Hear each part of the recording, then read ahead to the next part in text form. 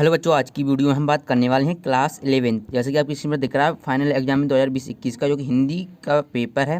इस वीडियो में आप देखने वाले हैं जो कि सेट ए दिया हुआ है। ठीक है, अगर आपके पास सेट बी हो तो आप हमें सेंड कर सकते हैं, सेट बी, सेट सी, ठीक है, बी सी डी जो भी सेट हो आप हमें सेंड कर सकते हैं। ठीक है, इसके लिए आपको क्या करना है, आप हमारे व्हाट्सएप ग्रुप को ज्वाइन कर सकते हैं, वहाँ पर भी आप सेंड कर दीजिएगा। ठीक है, क्योंकि अभी हमारे पास ओनली सेट ए का है तो इसलिए हम आपको सेट ए का सोल्यूशन बताएंगे। तो इस वीडियो में फुल सोल्यूशन आप देखने वाले हैं जो कि हिंदी का है। ठीक है, चलिए देख लेते हैं। जैसा कि आपका ये फाइनल एग्जाम चल रहे हैं जो कि ओपन बुक से हो रहे हैं, तो चलिए पहले आप ये कुछ आपको निर्देश दिए हैं। टोटल आपको क्वेश्चन कितने हैं, 28 दिए हैं और 3 आवर्स का देना है आपको। ठीक है, तो प्रश्न क्रमांक 1 से 5 तक 25 प्रश्न है और इन्हें आपको हल करना है। चलिए देख लेते हैं। पहला आपका दिया सही विकल्प आपको चुनना है। ठीक है, तो सही विकल्प में पहला दिया हुआ है कि कबीर ने ईश्वर के कितने स्वरूपों को माना है। तो दोस्तों इसका आंसर क्या हो जाएगा, उन्होंने ऑप्शन दिए कि 1 होते हैं, कि 2, कि 3, कि अनंत। तो जो कबीरदास जी ने जो माना है वो कितने, 1 को माना है। तो यहाँ पर आप करेक्ट आंसर क्या करेंगे, 1। दूसरा देख लेते हैं। दूसरा आपकी स्क्रीन पर दिख रहा है कि मियां नसरुद्दीन के वालिद किस नाम से प्रसिद्ध हैं। तो ये आपको ऐसे नहीं मिलेगा, जब आप चैप्टर्स पढ़ेंगे तो आपको पता चल जाएगा। तो क्या नान भाई गड़ैया वाले थे, या नान भाई कोमचे वाले, या नान भाई तुर्रम वाले, या नान भाई असीटा वाले। तो जिसका करेक्ट आंसर रहेगा वो कौन सा हो जाएगा, option A. Option A correct है, नान भाई गड़ैया वाले। इसका नेक्स्ट देख लेते हैं। निम्नलिखित में से लता मंगेशकर को किस नाम से नहीं पुकारा जाता। देखिए कोकिला बोला जाता है, स्वर सामग्री भी बोला जाता है और कोकिल घंटा भी बोला जाता है, लेकिन गज गामनी नहीं बोला जाता। तो इसका ये वाला करेक्ट आंसर हो जाएगा ऑप्शन नंबर घ। इसके बाद चौथा दिया हुआ है कि जनसंचार का सबसे लोकप्रिय और प्रभावशाली माध्यम क्या है। देखिए सिनेमा इतना नहीं है, ठीक है, फिर मोबाइल आता है तो मोबाइल भी इतना नहीं है, और समाचार पत्र, जबकि इंटरनेट बिल्कुल प्रभावशाली माध्यम है। ओके, तो इस प्रकार से आपको कर लेना है इंटरनेट। चलिए इसके बाद ईद का चांद का अर्थ है, तो आपको बताना ईद का चांद का अर्थ क्या हो जाएगा, ईद पर मिलना, कभी कभी दिखना, बहुत दिनों में मिलना, ईद पर खुश होना। तो इसका जो करेक्ट आंसर क्या हो जाएगा, बहुत दिनों में मिलना, ऑप्शन नंबर।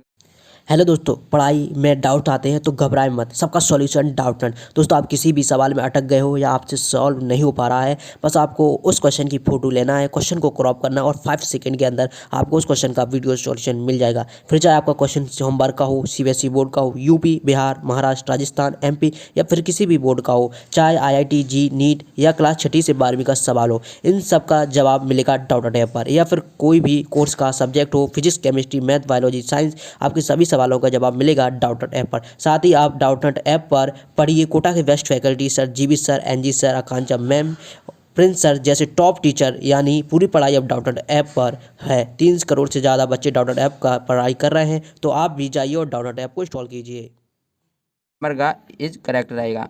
ठीक है, इसके बाद नेक्स्ट है, ये गौतम और गांधी का है, आपको बताना है देश है कि प्रदेश है। तो जो इसका करेक्ट आंसर रहेगा वो क्या हो जाएगा, ये गौतम गांधी का क्या है, देश है। ओके, ये वाला हो जाएगा।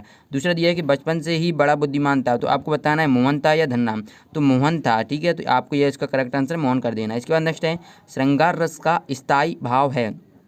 दोस्तों तो आपको श्रृंगार रस का स्थायी भाव बताना है। तो श्रृंगार रस का क्या हो जाएगा, आपको पता है ये रौद्र तो होगा नहीं, तो इसका आंसर करेक्ट क्या होगा, रति। श्रृंगार का क्या हो जाएगा, रति। तो यहाँ पर आपको ये वाला कर देना है। इसके बाद चलिए नेक्स्ट देख लेते हैं। कवयित्री की शुद्ध वर्तनी है, तो ये कवित्री तो होगी नहीं, तो ये वाला करेक्ट ऑप्शन हो जाएगा कवयित्री। ठीक है, तो इसका जो शुद्ध वर्तनी क्या होगी, ये वाला सेकंड वाला सही हो जाएगा। इसके बाद है रस के अंग हैं। ठीक है, तो रस के अंग कितने हैं, सभी को पता है 4 होते हैं। कौन कौन से होते हैं, स्थायी भाव, विभाव, अनुभाव और संचारी भाव। तो आपको रस के कितने कर देना, 4 अंक कर देना है। ठीक है, ये आपका क्वेश्चन नंबर 2 था। अब चलिए क्वेश्चन नंबर 3 देख लेते हैं। वीडियो पसंद आए तो वीडियो को लाइक कर दीजिएगा। ऐसी वीडियो पाने के लिए अगर आपने अभी तक चैनल को सब्सक्राइब नहीं किया है तो चैनल को सब्सक्राइब करके बेल आइकन का बटन प्रेस कर लें, क्योंकि जब भी हम नेक्स्ट और वीडियो की सॉल्यूशन आपको प्रोवाइड कराएं तो उनकी नोटिफिकेशन आपके पास तुरंत पहुंच सके। तो आपको चैनल को कर लेना है सब्सक्राइब और बेल आइकन के बटन को भी प्रेस कर लेना।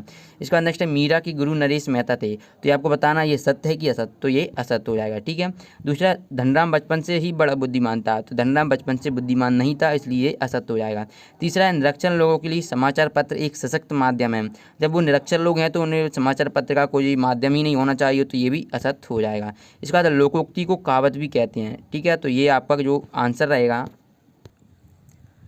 ठीक है, तो इसका आंसर जो रहेगा वो करेक्ट हो जाएगा। ठीक है, इसके बाद नेक्स्ट है, खंडकाव्य में जीवन का समग्र चित्रण होता है, तो ये गलत है, क्योंकि महाकाव्य में जीवन का समग्र चित्रण होता है। तो यहाँ पर आपको क्या कर लेना, महाकाव्य। इसके बाद एक शब्द और एक वाक्य में उत्तर देखना है। तो पहला है कि व्यंग्यार्थ का बोध कराने वाली शब्द शक्ति को क्या कहते हैं। तो इसका आपको आंसर कमेंट बॉक्स में बताना है। ठीक है, इसके बाद चलिए नेक्स्ट देख लेते हैं। जो समाज की सेवा करता है उसे क्या कहते हैं, तो उसे हम समाज सेवी कहते हैं। तो आप कुछ इस प्रकार से लिख देंगे, समाज सेवी। ठीक है। चलिए इसके बाद नेक्स्ट देख लेते हैं। विष का प्याला किसने भेजा था? तो विष का प्याला सभी को पता है किसने भेजा था दोस्तों, तो ये कौन ने? राणा जी ने भेजा था, ठीक है। तो आप यहाँ पर लिखेंगे राणा जी ने भेजा था, ओके। चलिए इसके बाद नेक्स्ट देख लेते हैं। समाचारों को संकलित करने वाले को किस नाम से पुकारा जाता है? ठीक है, तो संकलित करने वाले, तो इन्हें क्या संपादक के नाम से पुकारा जाता है। तो यहाँ पर क्या करेंगे? संपादक। इसके बाद चलिए नेक्स्ट देख लेते हैं। पतन पाप पाखंड जलीय में कौन सा अलंकार है? तो यहाँ पर आप देख सकते हैं, यहाँ पर भी पारा पायान है, ठीक है। तो आपको क्या जो वर्ण हैं, वर्णों को बार बार आवृत्ति दिख रही है, तो इसमें कौन सा अलंकार होता है? सभी को पता है कौन सा? अनुप्रास अलंकार। तो यहाँ पर आप क्या कर देंगे? अनुप्रास अलंकार, ओके। तो यहाँ पर आपको अनुप्रास अलंकार कर देना। तो इस प्रकार से आप देख सकते हैं, ठीक है। और अभी ये लोकोक्ति वाला मुझे थोड़ा डाउट लग रहा है, ठीक है। तो इसका मैं आपको थोड़ी देर बाद जो आप रहती है कमेंट बॉक्स में आपको पिन कर दूंगा, तो वहाँ पर आप इसका करेक्ट देख लेंगे, ठीक है। क्या सत्य से थोड़ा मुझे डाउट है, इसलिए मैंने आपको बता दिया। अब सही जोड़ियाँ देख लेते हैं। प्रश्न क्रमांक 5 में आपको सही जोड़ियाँ दी हुई हैं। तो पहला है महाकाव्य। तो महाकाव्य क्या है? इसका हो जाएगा करेक्ट आंसर रामचरितमानस। यह भी सेक्शन ओनली ए है, ठीक है। अगर आपके पास बी हो, सी हो, डी हो, तो आप हमें सेंड कर सकते हैं, ठीक है। तो आप, क्योंकि अगर आपको सॉल्यूशन चाहिए तो आप हमें सेंड ही कर दीजिए। इसके बाद नेक्स्ट है कबीर के पदों में रस है। तो कबीर के पदों में कौन से? शांत रस हैं, ठीक है। ये वाला कर देना है। इसके बाद नेक्स्ट है आओ मिलकर बचाएं, ठीक है। तो इसका क्या करेक्ट आंसर रहेगा? तो इसका ये हो जाएगा आओ मिलकर बचाएं, तो इसका हो जाएगा निर्मला पुतुल। नेक्स्ट है मासिक वेतन। तो मासिक वेतन क्या हो जाएगा? पूर्णमासी का चांद। इसके बाद रूमाली, तो ये इसका आपको क्या कर लेना है? रूमाली का कर लेना है रोटी का एक रूप, ठीक है। रोटी का एक रूप। इस प्रकार से माँ का आपका ये रामचरितमानस, इस प्रकार से आपकी ये आंसर्स हो जाएंगे, ओके। चलिए आप क्वेश्चन देख लेते हैं। क्वेश्चन आपको दिया हुआ है, पहले दिया हुआ है कि वंशीधर तिवारी कौन थे? उन्होंने जीवन भर कैसे आयोजित चलाई? इसके बाद बताएं मियाँ नसरुद्दीन की दुकान कहाँ स्थित थी और कैसी थी? देखिए इनके आपको क्वेश्चंस के आंसर बहुत जल्द मिलने वाले हैं, तो इसके लिए आपको चैनल को सब्सक्राइब करके बेल आइकन के बटन को प्रेस कर लेना है, क्योंकि जब हम नेक्स्ट वीडियो अपलोड करें तो इन क्वेश्चन के आपको सॉल्यूशन आपको मिल सके। तो इसलिए आपको चैनल को कर लेना है सब्सक्राइब, क्योंकि अभी तो हमने इस वीडियो में आपको ओनली ऑब्जेक्टिव बताएं। इसके बाद है लोग मीरा को बाबरी क्यों कहते हैं? अथवा तक कवि को उन आंखों से डर क्यों लगता है? तो यहाँ पे क्वेश्चन पेपर देख लीजिएगा, ओके।